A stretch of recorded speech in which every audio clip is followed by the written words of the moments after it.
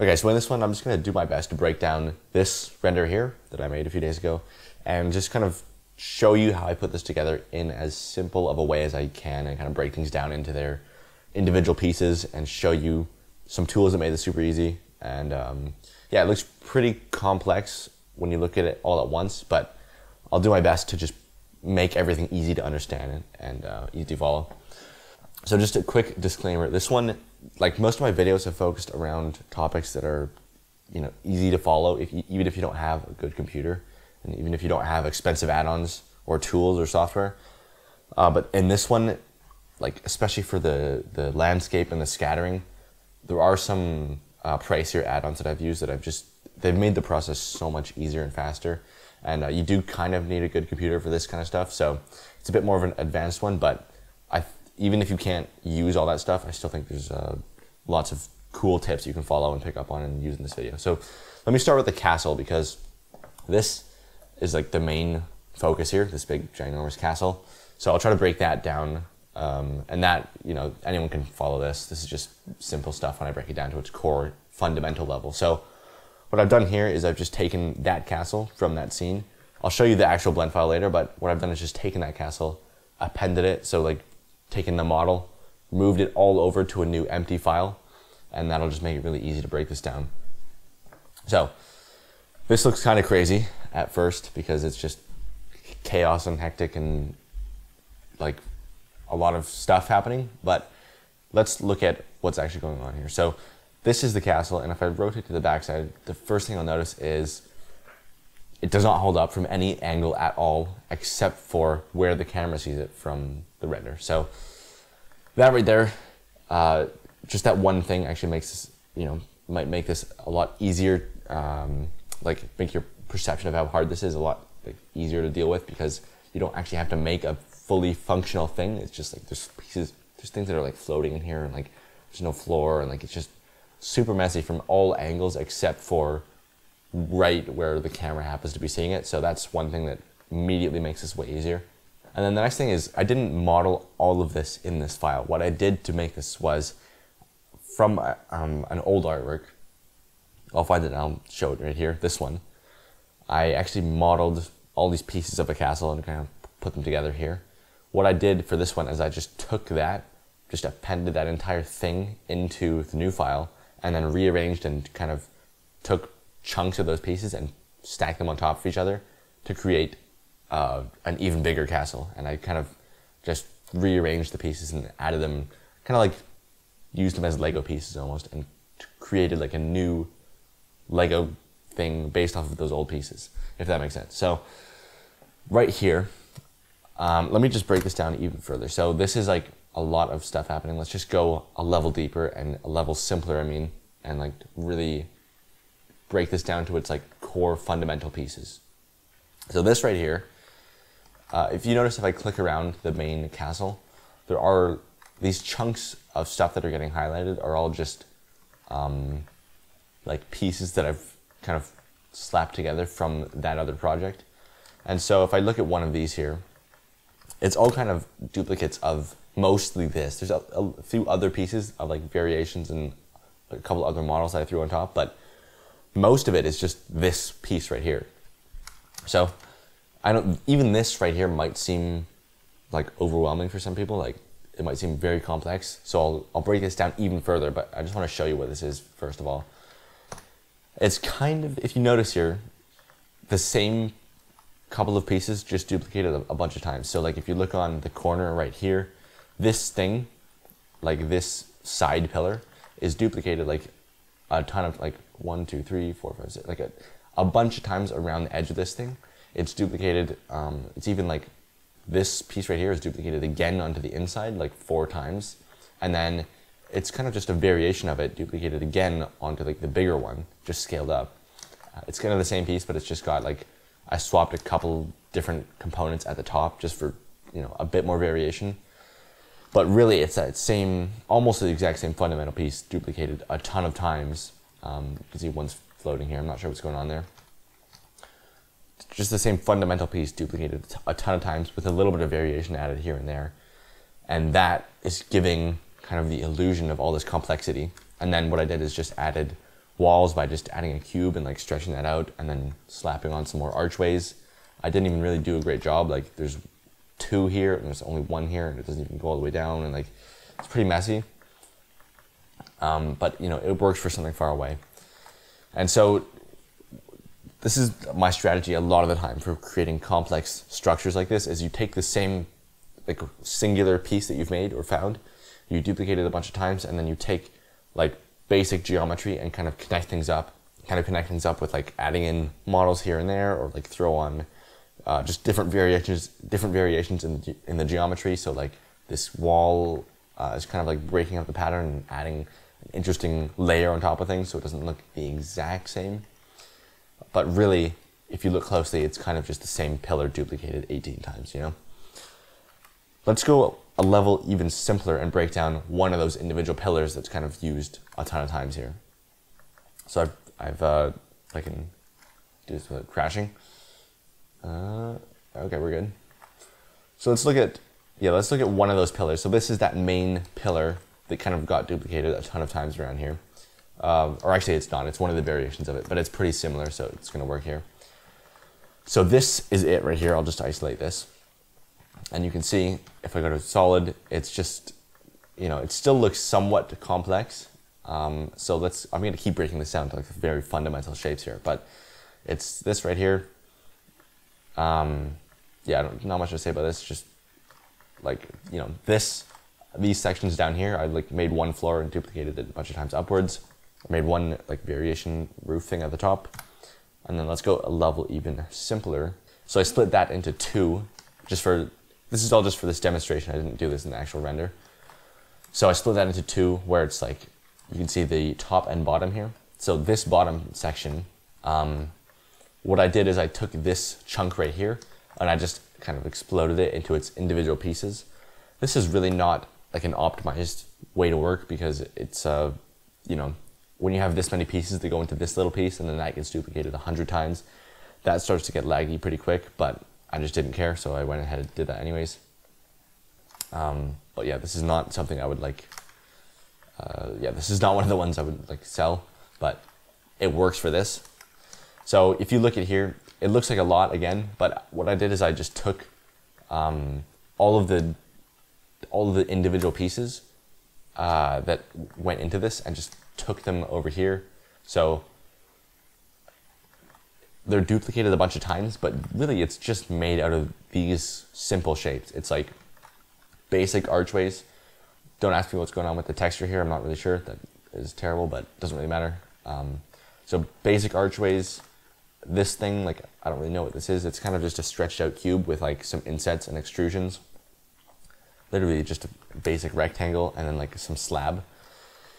And if you look through here, all of these things that make up this thing right here, that's all like kind of just those pieces duplicated a bunch of times. There's not that much more than those simple fundamental shapes that I just showed. There's a couple extra things like some more circles and like little things to add more complexity and variation, but really it's all the same shape, like repeated over and over again with like variations in scale and rotation and just the order things are placed in. And that's what creates one of these pieces like this. So hopefully that gives you a clearer idea of how I put, you know, one of these pieces together. And then that piece that you put together out of those smaller shapes, you can take that and duplicate it into an even bigger structure. And then that structure you take and you duplicate that around into an even bigger structure. And really you could just kind of keep doing that over and over and over again. So yeah, that's usually my approach to making something as complex as a big castle like this. So then once you have that and you've kind of like, if we go in reverse order, take some simple pieces, slam them together into the shape of something that looks kind of like a piece of a castle. Do that a couple times for variation, get like a few different models, combine them into an even bigger shape if you want, and then take that and then duplicate that shape around a bunch of times. Then, you know, once you have a fundamental outline of the thing you're trying to make, then you add like, you know, some like more customized pieces and like spend a bit more time like making a few more unique pieces here and there to just break up the pattern so it doesn't look like the exact same thing repeated so many times. Like you can see in here, there's some of these like fancier like side pieces that are coming down this way, or circular ones. If I look at like, there's like stuff like this, but it's just all kind of the same thing, just done in like a different shape or used in a different way.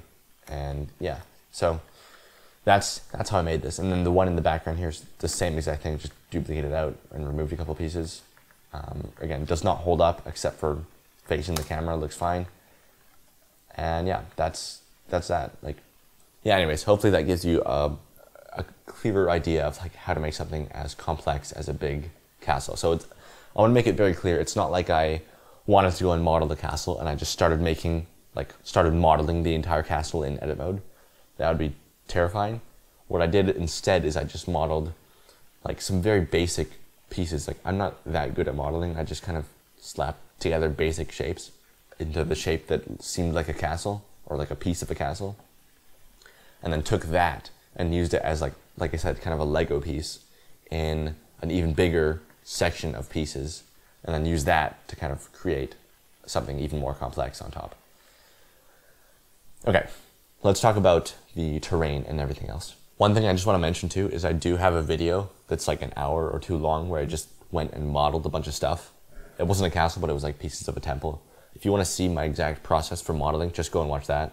Okay, let's talk about this terrain right here. So what this is like I said, I was going to be talking about some more pricey add-ons. This was using World Creator, and basically what I've done here is if I turn off the subdivisions, you can start to see all this detail will come out here in a second. Yeah, so this is what World Creator does. It's kind of like ANT Landscapes, that free add-on that comes with Blender, if you've ever used that or seen anyone use it. It's like that, but kind of its own dedicated software meant just for making landscapes, and it works a lot better than ANT Landscapes. And it also generates like texture maps and masks you can use to like fill in your own textures.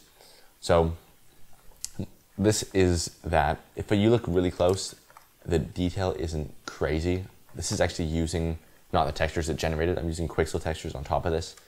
But let me show you kind of what I did with this. So this is World Creator, and this is one of its default presets. So I haven't done anything. I just opened it up and clicked one of the random presets.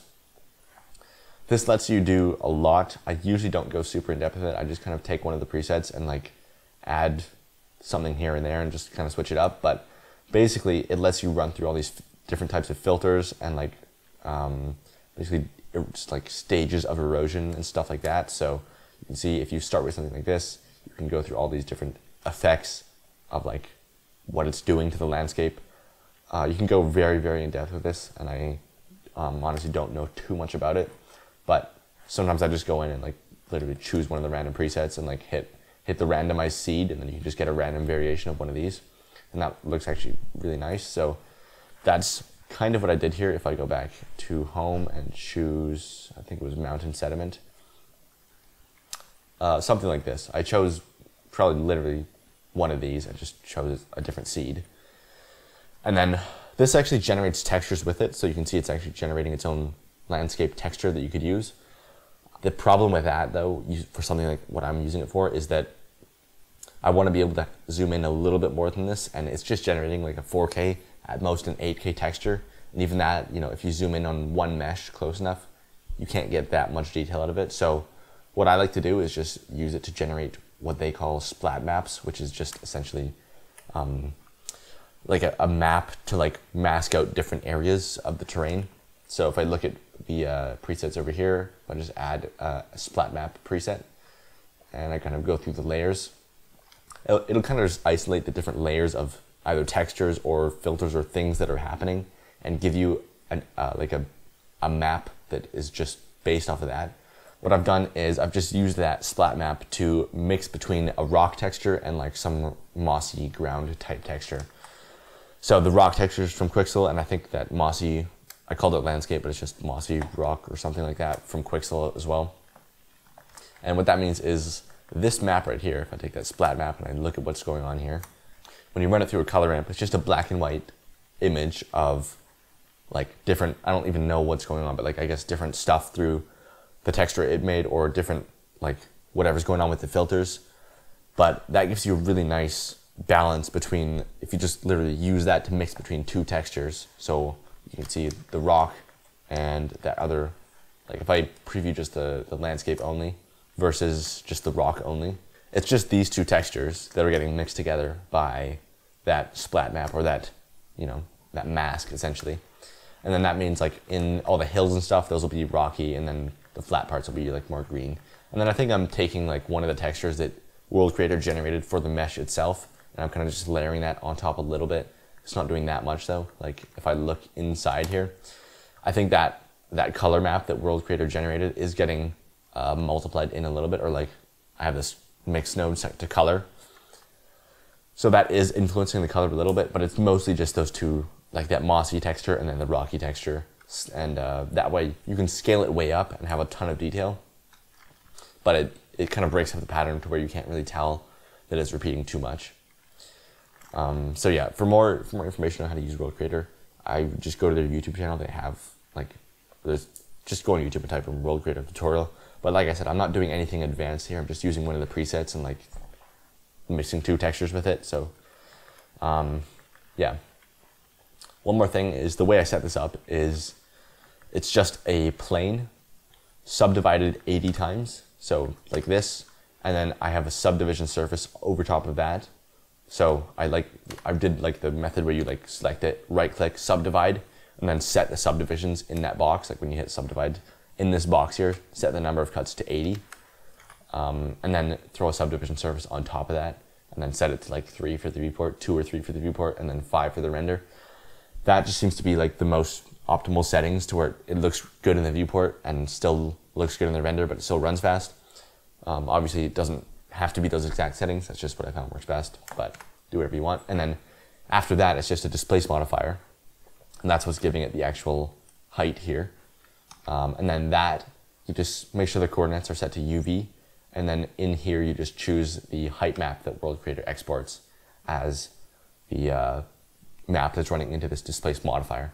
So I'm not actually using any displacement in the shader editor here. It's all being done in the modifiers, just with the displace modifier and then subdivision here. I've tried using adaptive subdivision with this, but I haven't got it to work well, and I found this just works better doing it this way. And then yeah, you can see all these boxes here, I just duplicated that and set it as bounds, but it's the same mesh, just duplicated a bunch of times throughout this entire project. And so that's honestly really bogging this down quite a bit. Like this is where I mentioned you need a good computer for this, because like I have an RTX 3090. My CPU isn't amazing. It's a 10, I don't even know what it is, like a regular gaming PC CPU. It's struggling a bit here, so just, you know, do this with caution. I don't know why these ones in the back are so big, but you can see that's just what I did from the camera view. This is what it looks like. So it's this right here, and then I just kind of duplicated that a bunch of times in places that just looked good. There's no like special way of doing this. You just take it, duplicate it, and then like kind of intersect it in a way that kind of looks like it matches up with the other ones. And then some of the geometry from the castle is kind of hiding the borders between these just flat or these square sections of land. So I wouldn't say you need World Creator for something like that. Like you could probably just sculpt your own landscape, or just use A&T landscapes and then kind of just do some weight painting to mix between textures. Or I think A&T landscapes actually can generate its own like flow maps, so that you could use that to mix between textures. I don't know too much about it, but there are videos on that if you want to go and search for that. One thing I do want to talk about here is the scattering that I did for all the plants and trees at the bottom. Like if I just bring this up, let's see. So yeah, all this stuff at the bottom, this is something that is hard to do without any add-ons.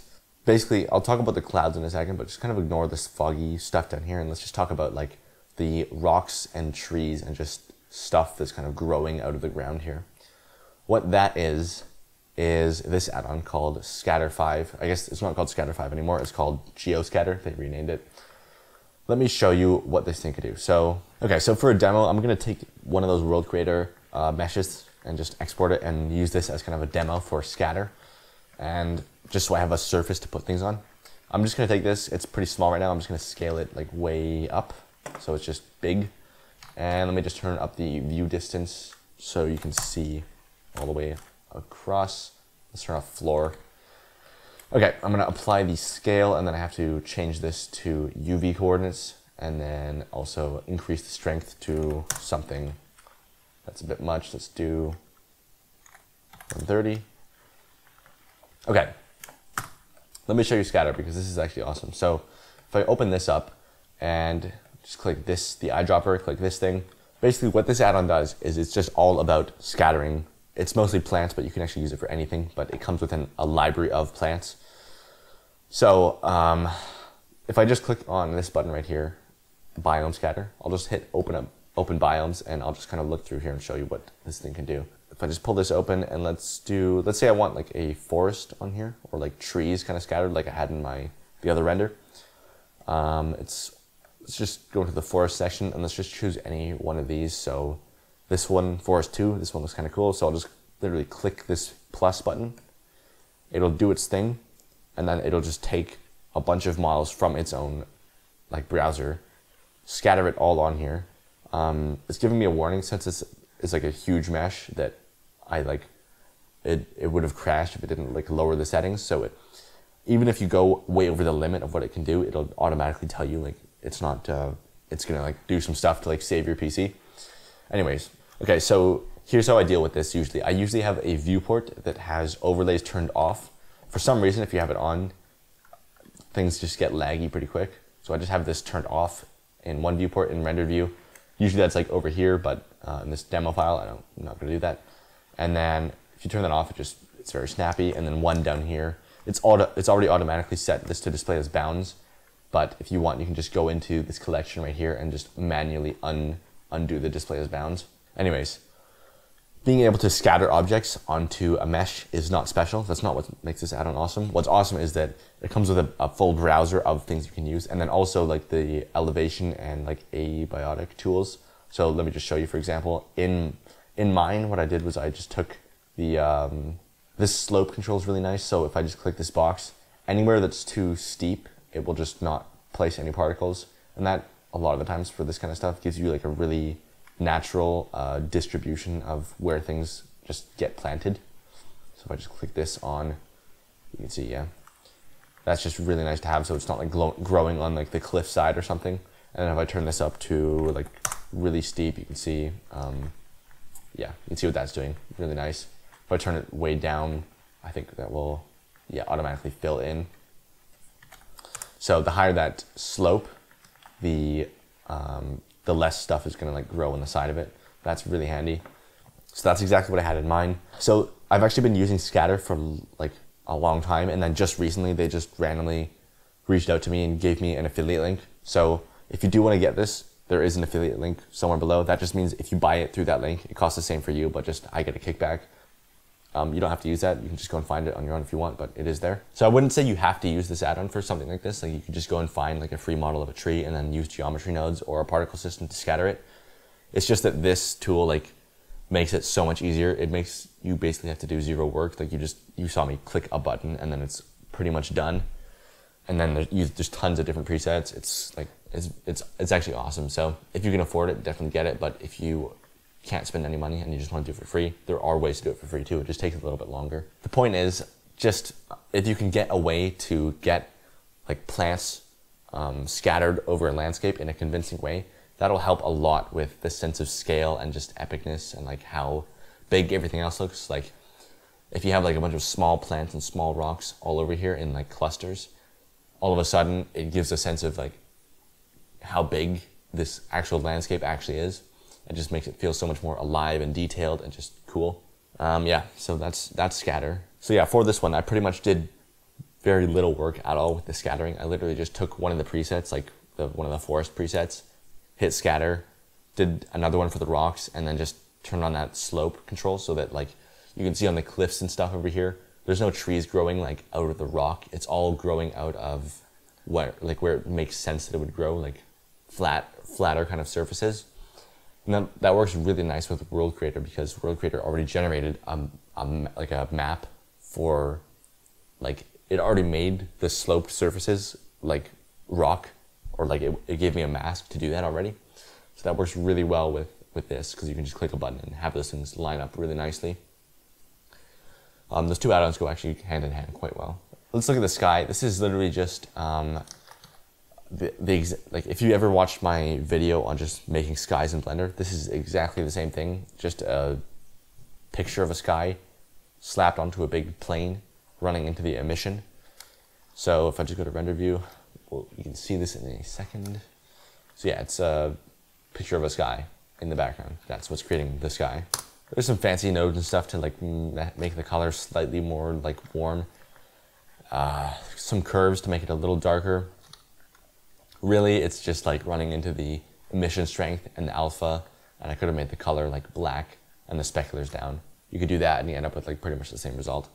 If you want to go more in depth into like exactly how I set up skies, I do have a video on that. Just going through exactly what I do, but it's just a picture of a sky on a plane. Not too crazy.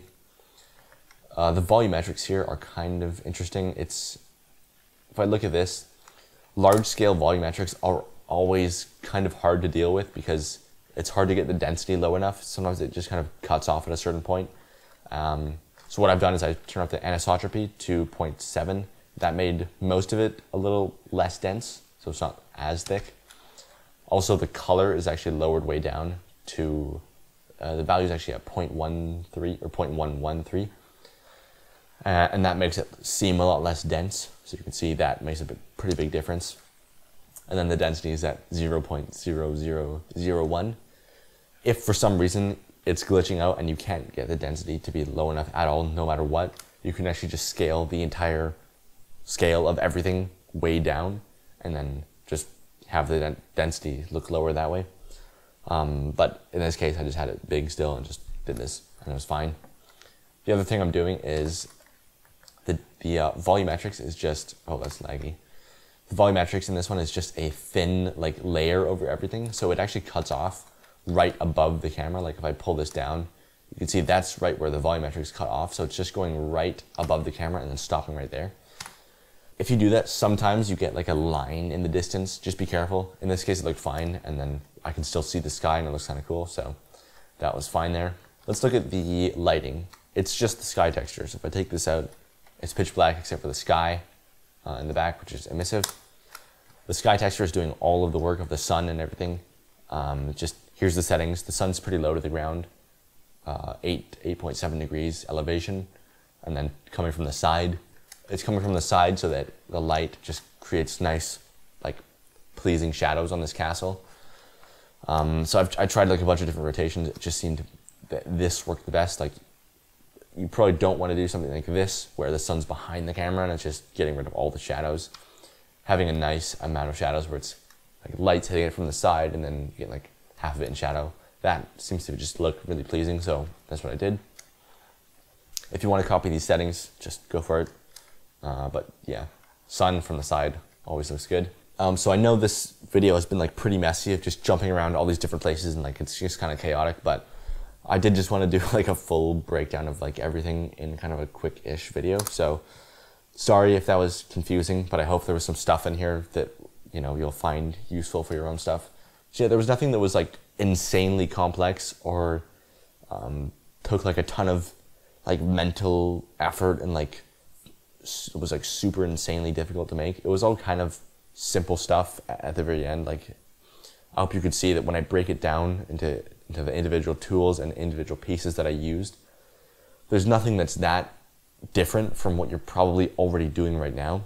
It's just like taking these simple things and like, you know, making something that's more complex and intricate out of all those things together and like combining all these different things in a way that makes sense. And that was really the hard part, is taking all these things that are kind of simple on their own. Like the castle on its own is kind of simple. If I, you know, the way I modeled it was pretty simple. Like the landscape on its own was pretty simple. Like I just exported the preset from World Creator.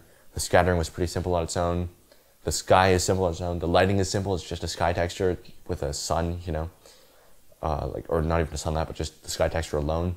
But it's like figuring out a way to combine all those different things into one cohesive thing that all makes sense together.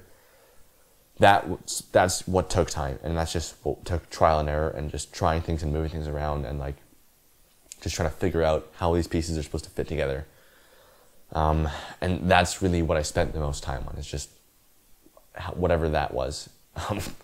Yeah, I hope that makes sense. I will quickly plug the new course. There's a bunch of people in the Discord. We're all just hanging out, making cool stuff. So it's actually been going awesome. So if you want to check out my course, I create 3 different renders from start to finish. It's not as like messy and crazy as this video, like all over the place. It's just very structured. Here's what we're doing. Make it from start to finish. 3 of them. There's 3 asset packs. So if you want models, there's tons of those. They're super easy to set up too. And then also, other modules on like inspiration, getting ideas. Yeah, I think that's it. I don't think I need to mention anything else. I am selling it to you with no shame right now. So if you click the link in the description, that will take you to a sales page if you want to check that out. I don't think I need to say anything else. Yeah, there's going to be more videos soon, so subscribe or whatever. And yeah, okay, I will see you around. Bye.